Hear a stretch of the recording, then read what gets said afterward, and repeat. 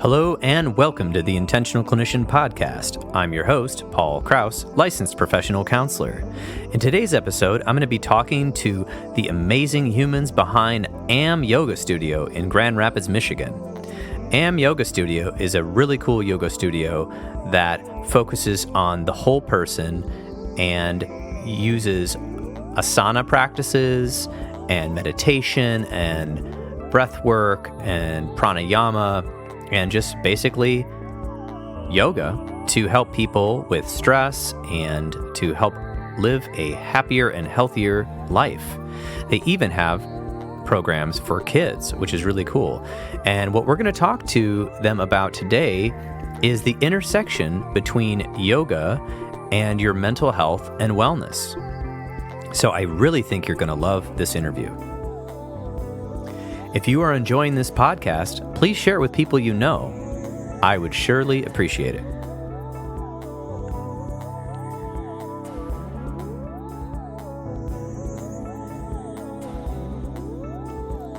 All right, welcome to the Intentional Clinician, and I have Ashley Yost, Mali Jane, and Margie Muñoz here at AM Yoga's studio, and I'm excited to talk about the bridge of mental health and wellness and how there's a crossover with getting involved with a yoga practice or a breathing practice or a meditation practice as well. So I'm bringing in Ashley and Molly and Margie to talk about their experiences with running the yoga studio, but also practicing. So I was going to start with Ashley and ask you about how you got involved in yoga, and if you could tell us a little bit about that.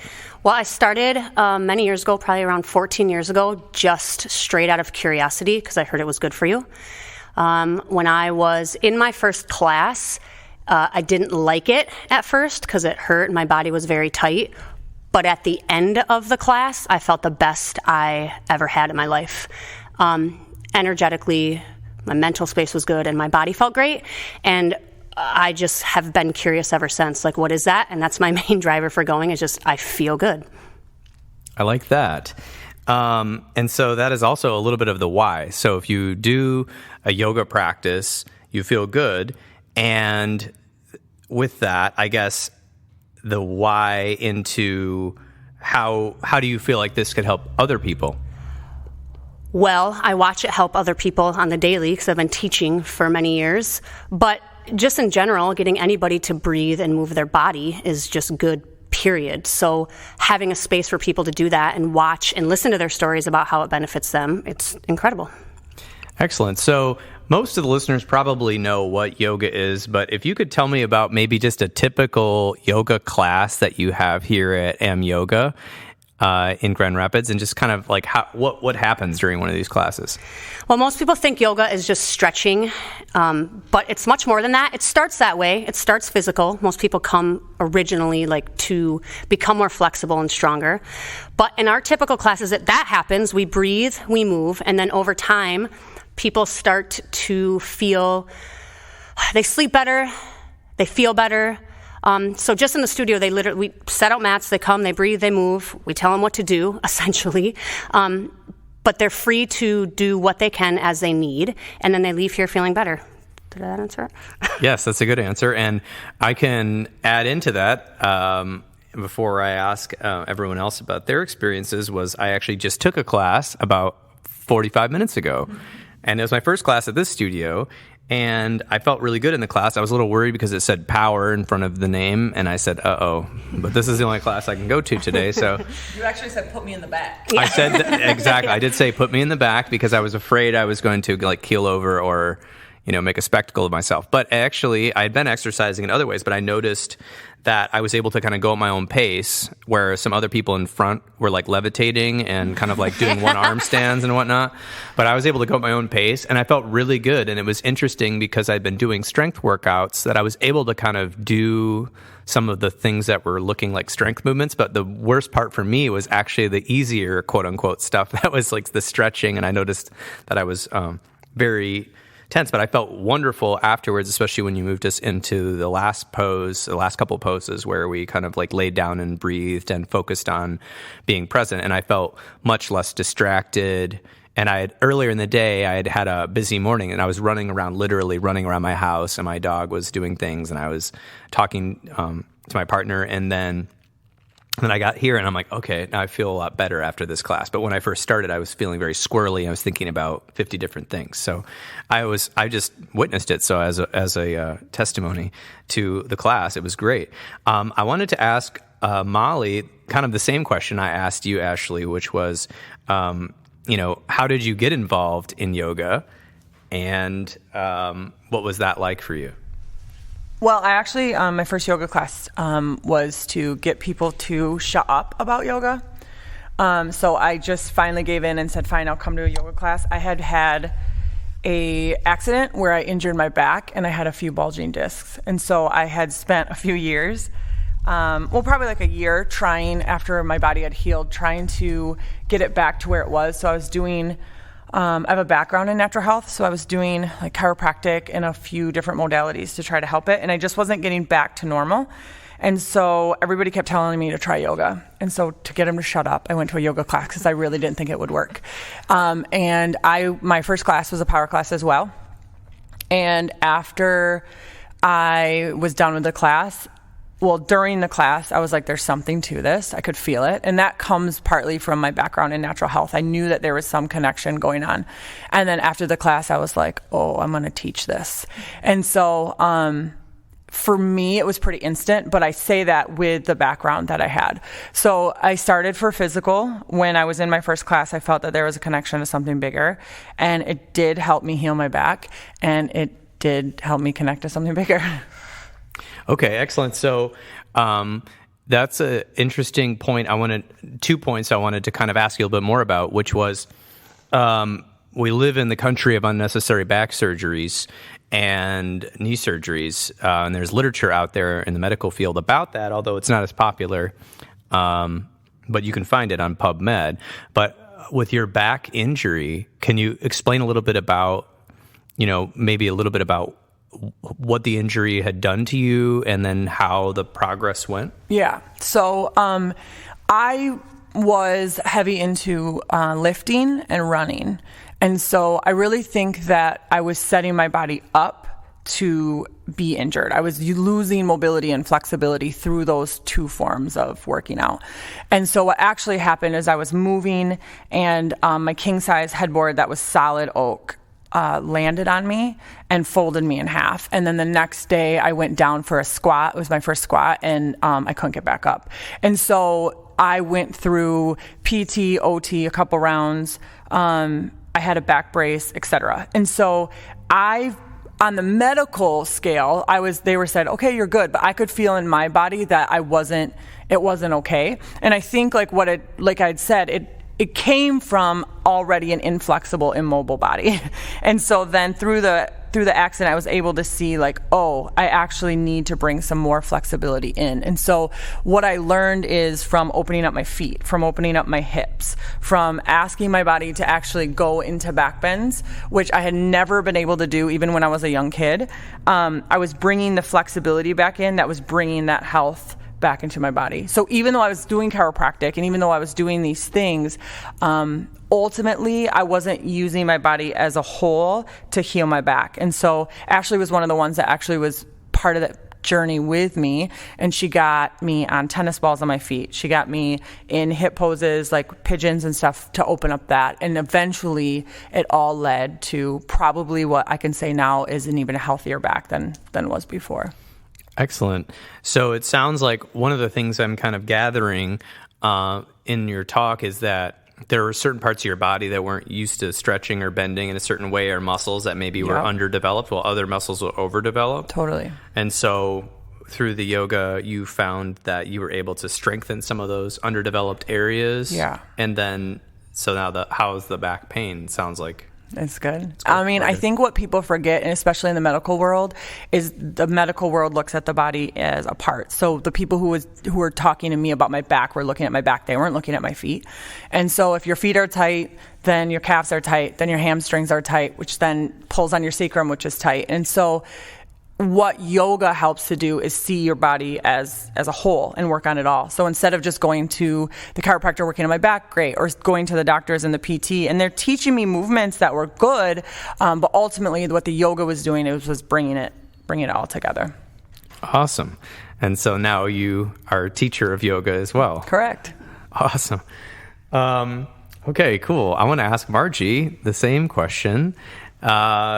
Which is, how did you get involved in yoga, and how did that go for you?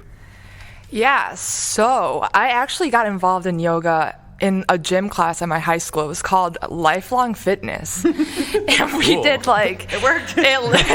So I committed.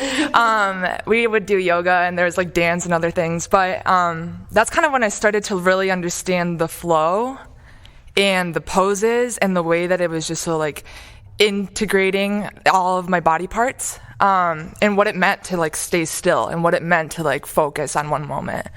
And that was senior year of high school or something, and I kind of left that behind. And junior year of college, I met these two at a different studio, and at that point I was really struggling with a lot of anxiety, and what the practice was able to do for me was forced me to focus in that moment, and as I was moving and as I was breathing, and more importantly with other people in the studio, that unity and that cohesiveness was essential to who I became. And now I just do it every day for a very long time. Awesome. And you are also a yoga teacher now. I am. So I fell in love with the practice so much that in 2019 I spent 200 hours with Ashley and Molly. And now I teach. Yeah, sometimes. Awesome. Very cool. So that does bring us to a bit of a segue, because we've been talking about the physical, but now Margie just kind of brought up the mental health component.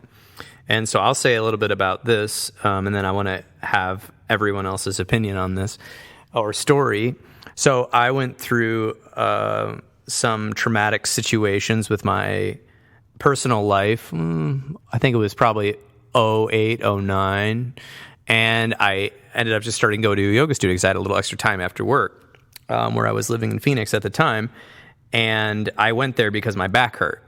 And I was feeling cramped up because I was typing 55 assessments a week or something crazy for this place I was working.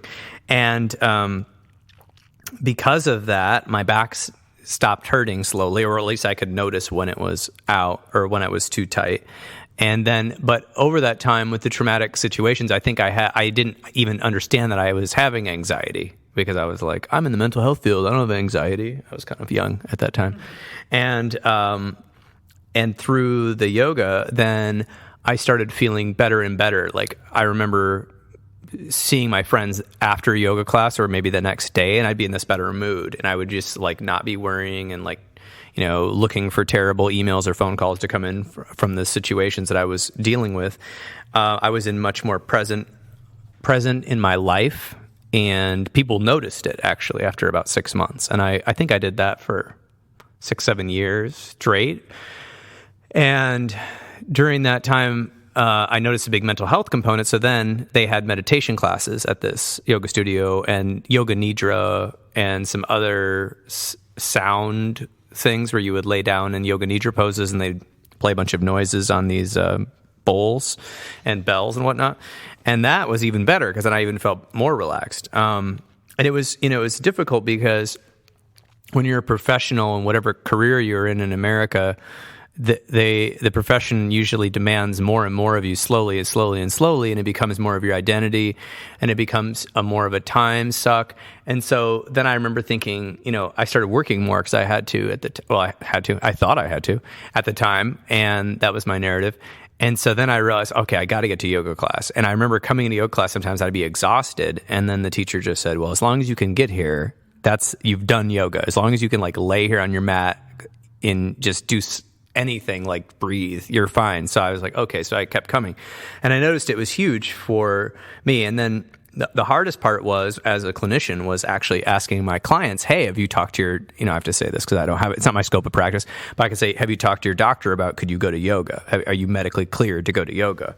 And a couple of them did, and it like transformed their life. And they're like, all right, peace out. Like, I just need like counseling once a month now. It was like done. But for the vast majority of people, they're like, no, I don't have time for that. I was like, well, what about this like YouTube thing where you like breathe and this like yoga teacher like helps you relax for 20 minutes? Like, no, I don't have time for that. And so I think that's a tough component. But the mental health benefits of just 1 hour or even 25 minutes of a yoga or a breathing practice related to yoga, I think, are tremendous. There's a bunch of course, there's hundreds of studies on mindfulness meditation, which is just breathing and focusing on your breath, the basic one, that show mental health benefits for anxiety and depression. That's all over the internet and all over the medical journals. So if yoga is basically breathing, which you told me at the beginning of class, focus on your breathing the whole time, breathe in this way, breathe out this way, and then you just add some movements into that. It's kind of like a walking or moving mindfulness meditation. So I think that, I'm not sure about all the studies on yoga, but I think if you can kind of, roll that out in your mind, it's like mindfulness meditation plus moving, I think could only benefit people. So I wanted to hear a bit about any sort of anecdotal mental health comments you had about people's stories or things you'd heard or something you'd experienced with like maybe people dealing with anxiety or depression or just like stress or trauma or something like that. Anybody? Yeah. Well, the majority of people that come here, because they're human beings, are just stressed in general. That's part of it. So a lot of times when we see them come in, they actually will, when they first get on their mat, you can kind of see their body fidgeting. Their eyeballs are looking around. They're all nervous. And then by the end of class, they can actually lay in Shavasana and be still. And so you can actually visually watch what happens. The amount of stories, I can't see into people's heads, but from what they tell us and from my own experiences, we get tons of people that have anxiety. Like, I don't really know anybody who doesn't have a little bit of it, to be honest with you. And so to take the anxiety, which usually has a quicker breath rate, and ask them to slow it down and be in their body, like feel your feet on the ground, that instantly just automatically slows it down. And so what we hear all the time is that people are like, wow, like I feel so good. Even if they don't at first have the language of, wow, I was anxious and now I feel better. A lot of times they come at first with just, I feel so much better in my life. I can sleep better, even though I can see it in their physical body. And then over time, they'll come back and say like, wow, like my anxiety is way less. I'm not taking as many medications. I feel better. I want to be around people again. I'm excited to show up to my life. And that is so powerful, and it continues to show up and makes us want to continue to show up. So yeah, it's pretty cool. A lot of our feedback is from what people tell us, and then also what we watch just physically in the room. It's amazing. Excellent. Yes, and I want to hear what Molly has to say about that as well. I actually was just curious. I guess I don't have the observational skills. As a clinician, my observational skills are mostly on the mental health, so what people are telling me as well. But I guess it sounds like you've developed some skills to actually watch how their bodies look, which was really cool to me. I hadn't really considered that. Yeah, I think it's like anything else. The more bodies you see, the amount of years that we've been teaching, and you see kind of the patterns that can develop as people continue to practice. It's pretty incredible. And my own story is what I was going to share real quick about my own anxiety. I used to have panic attacks, again, due to a traumatic event in my life.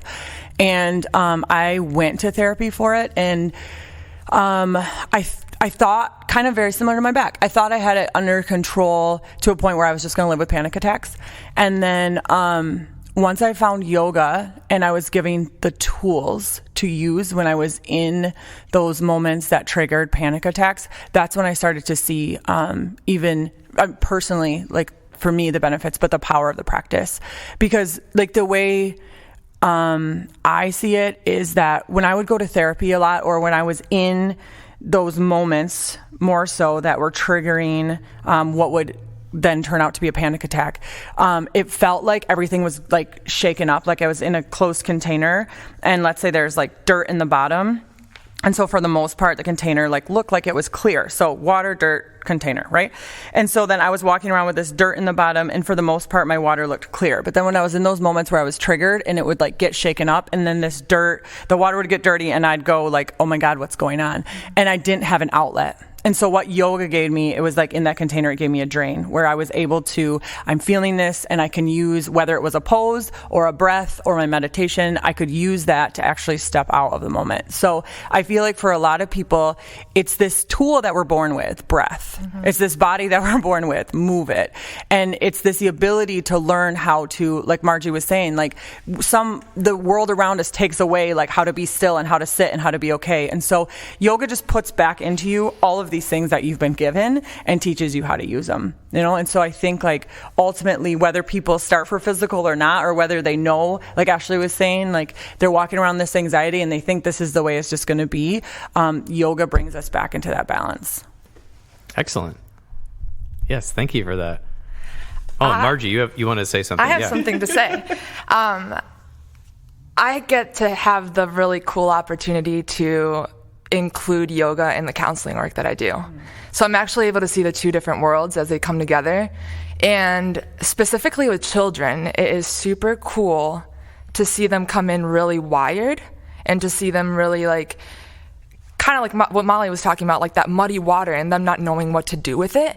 And really, like, as you start to work through these like breathing techniques with them, or as you start to get them moving, or you have them just like feel certain parts of their body, the more that they start to become connected to their body as like the vessel, rather than wherever their mind is at, wherever they are in the future and the present, you start to see them settle, and you start to see them be able to open up more into what's actually going on. And like they have to take care of less things that are out of their control, which is constantly what kids are dealing with. But it's wild to see that. It's wild to see people start to connect to their bodies and their breath in ways in which they start to feel more okay with being who they are in that moment, rather than always trying to be somewhere else or doing something else or addressing a different moment in their life. Oh, that's a very good point. And something I was learning from, I think it was Bruce Perry's work, but also Dan Siegel's work, was about just how the nervous system, which is basically our brain that travels throughout our body, can be activated in different ways. And everyone's probably heard about fight, flight, freeze, fawn, collapse, things like that. And that's the things that happen when we're startled or we have a traumatic event or something scary happens, and it's our body's natural defense mechanism to keep us alive. But one of the things that I think has been happening, and over probably for the last couple hundred years since the industrial age, is that our levels of basically quiet, still, non-stimulated activity has almost lost. We've almost lost touch with that unless you live somewhere out in the middle of the country or the woods or something, because we live in the city here, or even in the suburbs. People live in the suburbs, and there's constantly light, so that's activating. We have devices we're looking at with light, that's activating our nervous systems and telling it signals, because it's not the sun or the moon. Street lights, we have noise. And we're constantly at possibly our nervous system is being inundated by more and more stimuli. And especially it's been even accelerated since television and radio were invented. But now we have television and radios constantly in our pockets. And I was out to a restaurant the other week, and I saw this family. I think it was the grandparents and the kid had his like iPad out and was like watching a movie with his like wireless headphones while eating food at like a restaurant, and the grandparents were both like checking their stock portfolios or something. I just kept looking over. I couldn't stop looking. I was like, what is going on? Why are you even at a restaurant? Why didn't you just like get something to go? And I'm thinking about the level of like how, this is not a podcast about the internet, but how it can connect us. Yeah, we can call each other and talk about stuff when we're far away, but the level of disconnection, but then at the same time from other humans, but at the same time, because other humans can help you regulate or dysregulate depending on what's going on. But then the level of stimulation, I was thinking about that. I was like, we're constantly being stimulated by something, and that energy's got to go somewhere. And how much that can impact mental health. Because the big point is that one of the things that we know that is measurable is stress. Stress is the one thing that we can sort of measure. It's hard to measure anxiety. It's all subjective. It's a subjective report. Are you anxious? Level of 1 to 10. Yes, no. We can take tests, but it varies by the day. It varies by the time. So with that, stress can move us, because you said everyone's anxious. Everyone is anxious. Everyone is slightly depressed. Everyone has these symptoms. It's a matter of when they become a clinical issue in counseling that we work with people. But essentially, stress can trigger mental health to get worse, or what we would call worse and more clinical. In a moment, in the flow, you can take that tool outside of the room and do that anywhere. So there's times when, for example, you're holding a really hard pose like an extended side angle where you've been flowing on one leg for who knows how many breaths, and you've been on that side and it's starting to burn and you feel it in your glutes, and everyone else around you is kind of struggling and you're all breathing together. And in that moment, you can make the choice to hold this pose and think about how much everything hurts and how much you want to get out of it, and how much, because you want the stimulation, you want to get distracted. You're like, I want anything but to be in this moment. Or you allow yourself to stay in that moment and focus on your drishti, on where your eyes are, and focus on what you're feeling, and focus on your breath, and focus on being right here, right now. And you realize in that moment that an extended side angle is really just an extended side angle, and you can make it whatever you want to make it. And someone cutting you off in traffic is just someone trying to get to wherever they're going, and you can make it whatever you want to make it. But being present and in that moment just becomes less scary, because it's actually okay, and you actually are capable of being there and reducing the noise and just finding that stability. Yeah, because the nervous system doesn't know that you're in an extended side angle. The nervous system just knows you're in an uncomfortable situation. And so same thing like Margie was saying, it could be an uncomfortable situation while you're driving, uncomfortable situation on your mat, uncomfortable situation in life. And so what you're training is the new neural pathways to how do I deal with this situation. And you do that repeatedly for an hour yoga class. And so people, I think that's what sometimes people miss. They think, oh, I come to this power class, these people want to do power yoga because we want bigger biceps. We do. Or, even we want flexibility. We do. But ultimately, I would say that the people who are in the yoga practice for the longevity of it and have been doing it for years is because they start to see how it's impacting, like Margie was saying, how she's showing up in other areas of her life. I think that's very beneficial, because one of the aspects of counseling that's become quite popular, well, actually in many cognitive counseling practices and mindfulness counseling practices, is learning how to respond instead of react. And I think that is a great idea logically, that if we could all just respond slowly and not react, that'd be awesome. But if your body is constantly keyed up due to stress, overstimulation, troubles in your own personal life that you haven't dealt with, I think that it's kind of a fantasy to think that I can just respond and not react unless I'm doing something to help my nervous system memorize a response instead of a reaction. So what that means is not that we wouldn't react to a trauma, but what we want to do is respond to a trigger, not a reaction. A trigger is, of course, something that reminds you of a trauma or reminds you of something that you don't like. And something, it might be completely unrelated to the conversation that you're having or the situation you're in, but somehow it reminds your brain of it. It's a signal, because your mind, we make up meaning post-event. And so your mind smells some smell, and all of a sudden you're back when you're 8 years old and locked outside your house and something bad happened. And your nervous system goes right there to protect you immediately.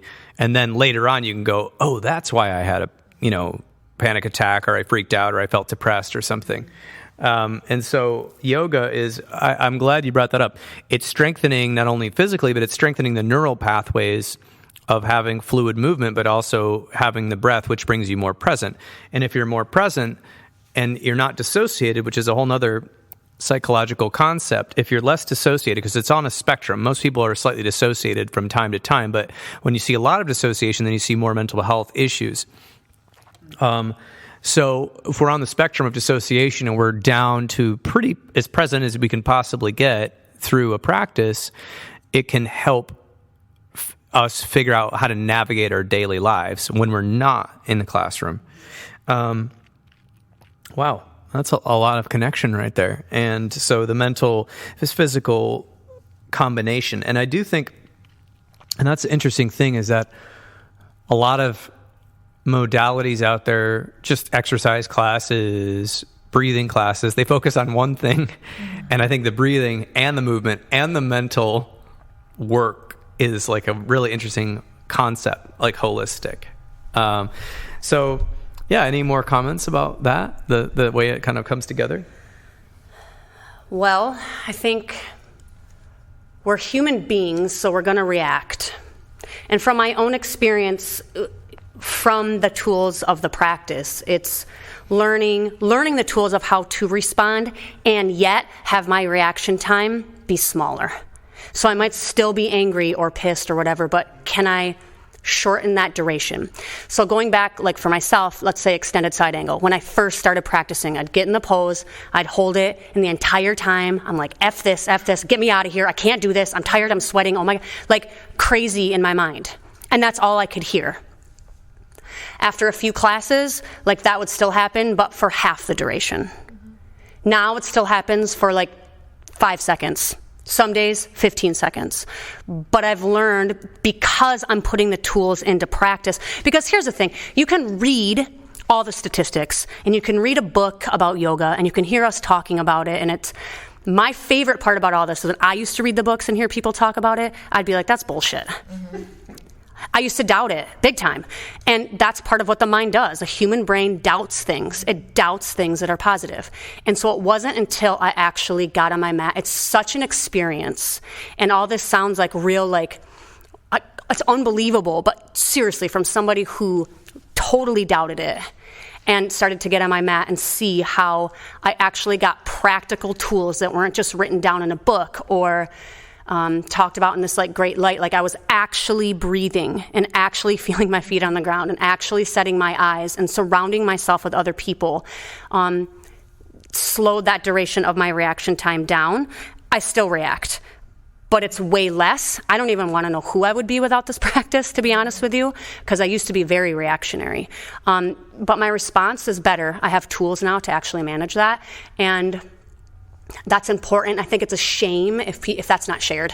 And I think it's super important for people to come and try it. And the hard part for us is getting them through. They get that first extended side angle, and it's so chaotic at first that like sometimes people are like, yeah, no, like that's not for me. But what I would say is, yes, it is. You have to go through that process and learn the tools and actually get them ingrained as an experience that you actually do versus something that you read and sit here and listen to. Oh, I like that point. I'm very much into experiential counseling, and so I like that you made the distinction between intellectualizing about yoga and theorizing about it to actually just doing it and getting involved and having your own experience and making your own judgment post-experience. So it sounded like, or it looked like Margie wanted to say something about this.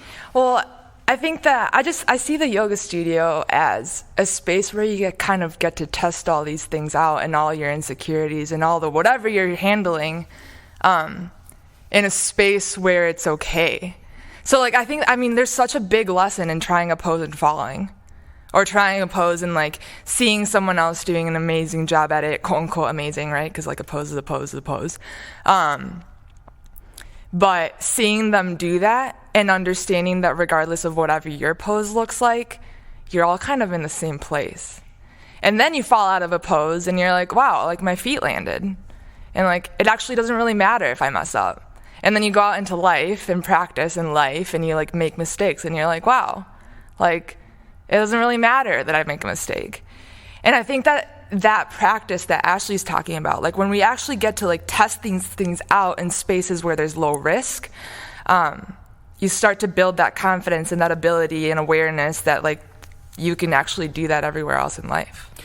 Well, yeah, and I wanted to just comment on that, and then it looks like Ashley has a comment too.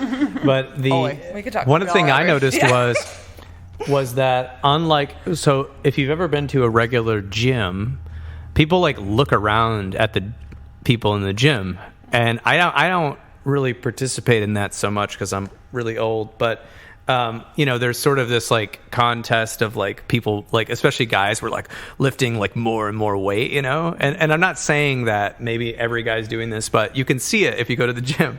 And what I noticed in the yoga class today, even though I was kind of like, okay, I need to go in the back because I'm definitely not going to be that flexible. I don't want to like fall over in the front of the classroom for my own embarrassment. But somebody like dropped their water bottle. Mm-hmm. And it was kind of funny because like I feel like at the gym, everyone would be like, oh my God, who dropped the water bottle? Like, what's going on over there? Well, clumsy fingers or whatever.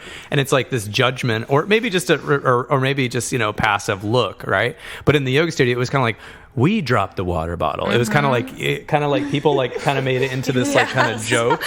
Like we're all in this together. We're all a community. And I'm like, I don't even know who these people are, but I feel like they're not judging me. Mm-hmm. And like no one looked at me, which was like I could see no one staring at me or anything weird, and they didn't even know who I was because it's like it's the new person, right? Well, I didn't get any of that. I was like, oh yeah, there's a guy here, just doing yoga, whatever. Mm-hmm. So I think there's something about this community aspect of having a place, because you didn't tell me what your values were or whatever. I don't see it on any plaque in here. Maybe I see breathe in and breathe out written on the wall and stuff like that. That's all we got. Right? But I noticed that there was like this like already like unwritten rule of like acceptance of who people are or were, and that was just sort of built in to the class. That I was like an undertone that I sort of noticed.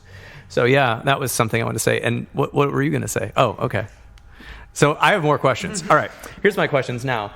We're in AM Yoga on the west side of Grand Rapids, Michigan, and we're in this cool space, and I just want to know about it. Like, what's up with this place? Why did you make it? When did you make it?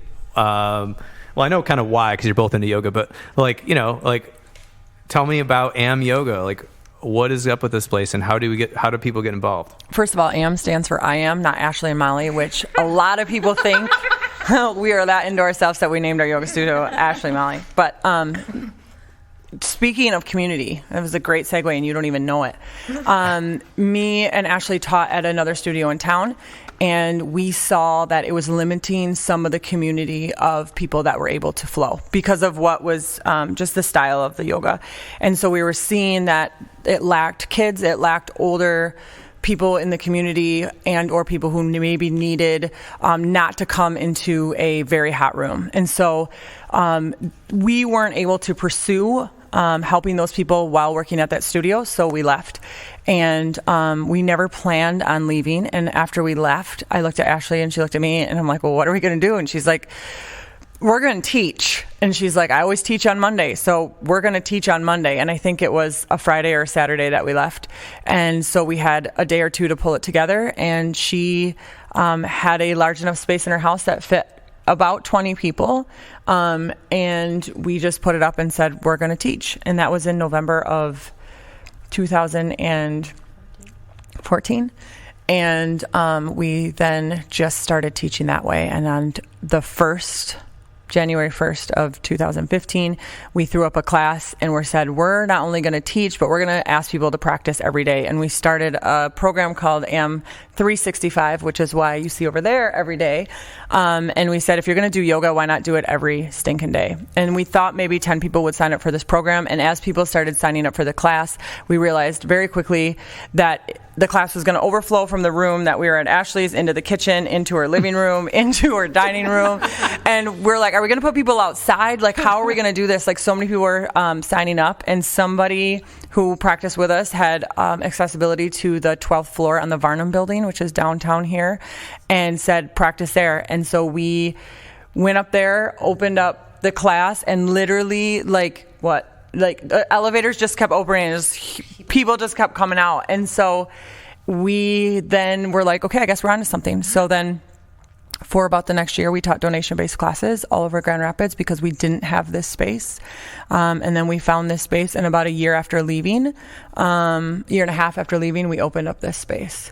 And our commitment to having this practice be accessible to everybody is basically the foundation here, whether that's financial or through movement. And due to COVID, unfortunately, like we do have kids classes, and we had veterans classes, and we had what we called golden classes, which were more of like a slow class that was created for Ashley's grandma, and then came into the studio. Because of COVID, those aren't around right now, but ultimately that's what we base our whole practice on, is let's do it every day and let's make it accessible for everybody, because everybody who is alive is breathing. So we can do something with you. We can help you breathe. We can teach you the practice of meditation of breath, and we can help you move. So we've been here about 5.5 years, and here we are. Oh, that's a very inspiring story of how you started this space and how it came to be. Thanks for sharing that. No, thank you. And it's literally only because we had a yoga practice. Yeah, I mean, the coolest part about this entire space and this entire practice is that we're not just yogis in this space. We are yogis that are in the community. And in this space at AM, we have a community that's made up of literally every single profession and every single field. We have doctors, we have property managers, we have teachers, we have a ton of teachers, which is amazing because they teach kids yoga and how to breathe. We have counselors, and we all get to come here and practice this thing and devote our time and attention to focus on ourselves and our breath and our movement and each other. And then we get to go out there and live yoga. Because yoga isn't just the practice. Like, yoga is the union, right? So it's values, it's morals, and it's a way of existing. And if all of us go out there and do that in all our fields, I mean, that's the real impact. And that is the ripple effect, or the yoga effect, or whatever you want to call it, for our community, which I think sorely needs it. As you might have read in the news, if you read the news, or hopefully you don't read too much news, but essentially we're in a mental health epidemic, which was started, it definitely started about 10 to 15 years ago, but it's just been accelerated since the COVID-19 and different social and political unrest. And people are more and more, and of course economic instability, people are more and more reaching out for mental health services in our field, in the counseling field. So I think yoga is a really awesome preventative way that people can get help before things get bad, that is non-medical and non-intrusive, but also, like Margie just said, like it can be a way of living because your nervous system is regulated, and then you're going out there and people around you can notice that. And I think you can notice that if you pay attention. So let's talk about anyone within 30 or 40 miles of here. How can they learn about AM Yoga? Like, what's up with that? I'm going to put some links in the show notes so people can like click the old website, but tell us about how we can find you. Where are you at? Well, you can find us at our website. It's www.amyoga111.com. You can also find us on Instagram. It's AM Yoga 111. And then Facebook is just AM Yoga. Cool. So you're on all the internet sites and sounds like social media. Yep. And yeah, so then people can, just go on there and they can find a class? Yep. So our whole schedule is on our website. And all the information's there. You can also call us or email us. Our email is hello@amyoga111.com. So people have questions, they can email you as well? Yes. Okay, awesome. And I actually found a weird thing last night when I was trying to sign up. It took me to my Mind Body app, which I forgot I had because of COVID. I hadn't been going to any classes, exercise classes. And it opened up and it was like, you can register right now on this Mind Body app. So that's another thing I just found out last night by accident. That's really easzy to do. Yeah, if you have the Mind Body app, you can just search us on there and sign up really easy. Awesome. Or you can also just show up. Or just show up. Yep. At the building, which the address is on the website, so people can check that out. And then I guess you just have to sign something, and then you can just jump in the class. That's right. All right. Well, it's been my pleasure having all three of you awesome people on the podcast. And I'm very excited for people to hear this in Grand Rapids and beyond. And I hope that you like this episode.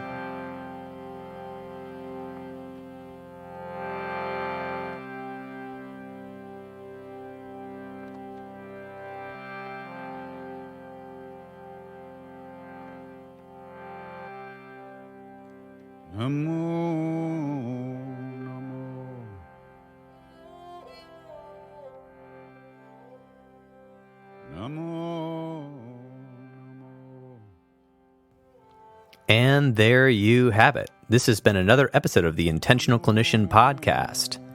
If you are a therapist and are looking to become EMDR trained, I would recommend EMDR Training Solutions. They are an amazing group of people that provide trainings online and eventually in person to help you become EMDR trained and eventually EMDRIA certified. You can use the code INTENTIONAL, that's the word intentional, to get $100 off if you purchase a training, especially if it's your first training. A little bit about what I've been up to. I am almost a full EMDRIA consultant, and I can provide consultation hours and have a group going every Wednesday.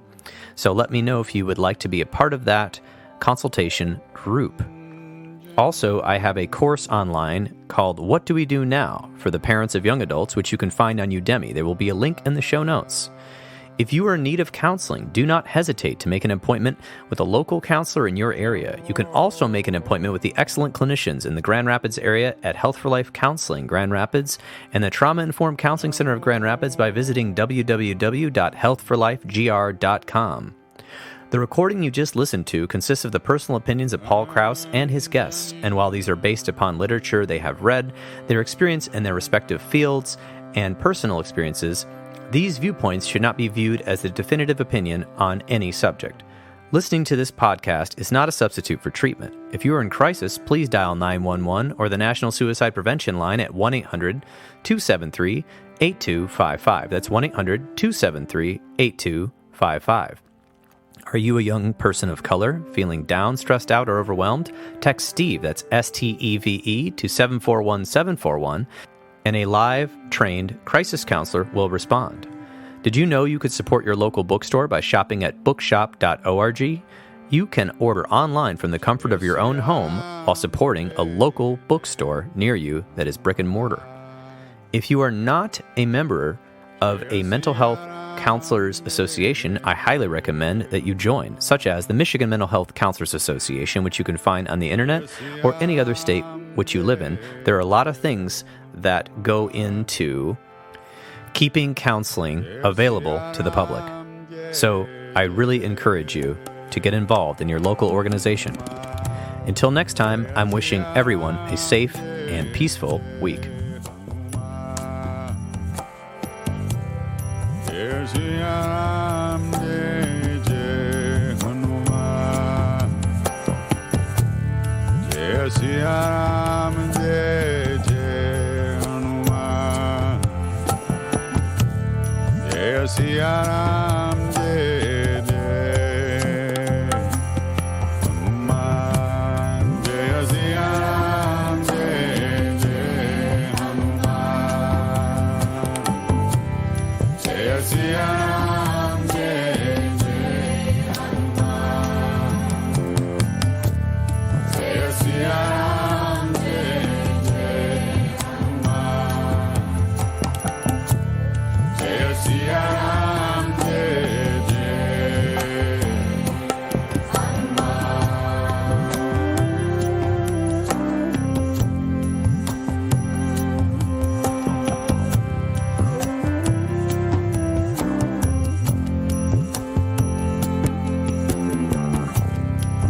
Bajranga Bali, Baba Hanuman.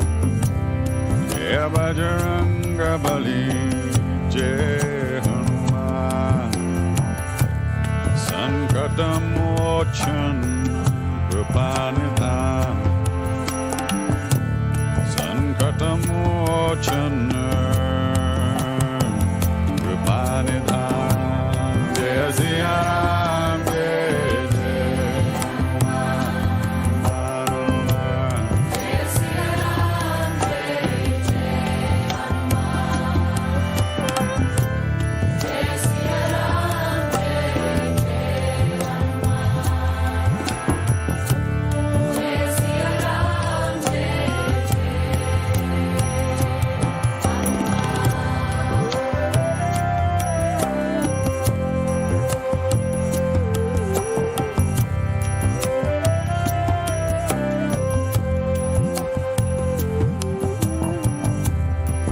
Jai Bajranga Bali, Jai Hanuman, Jai Bajranga Bali.